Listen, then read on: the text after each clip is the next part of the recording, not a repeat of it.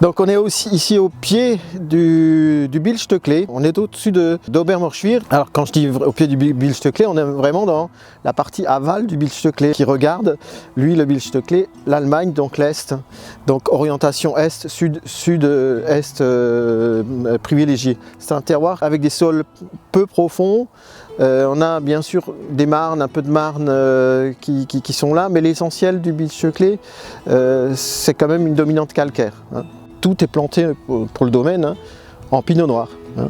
Donc on vient d'échanger avec Pierre, un ami de la commune de Hallstatt, pour dire que les sols ici sont peu profonds, c'est-à-dire la partie l'œus, calcaire coquillé, voilà tout ça. Elle est à 50 cm, je dirais même qu'à certains endroits, elle est plutôt à 30 cm, donc très difficile de piocher là-dedans ou de mettre des amarres enfin, pour faire des palissages qui tiennent. Donc il faut ruser un petit peu.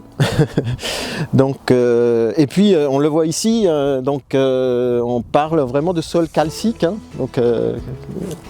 donc du calcaire et caillouteux. Hein. On voit partout où ici les vignerons ont travaillé un rang sur deux, on voit un cailloutis assez important de cailloux de calcaire, clairement.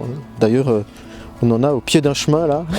Je pense qu'on doit être aux alentours, je pense avoir lu qu'on était aux alentours des 40-42 hectares à peu près pour ce cru, qui mériterait d'être grand cru, hein, et c'est pas volé, il est vraiment très typé. Quel type de vin on sort du Bilstöckle? On sort des vins crayeux, hein, avec des minéralités qui sont évidentes à la dégustation.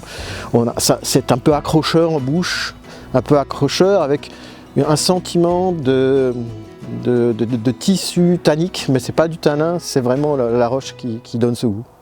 Voilà.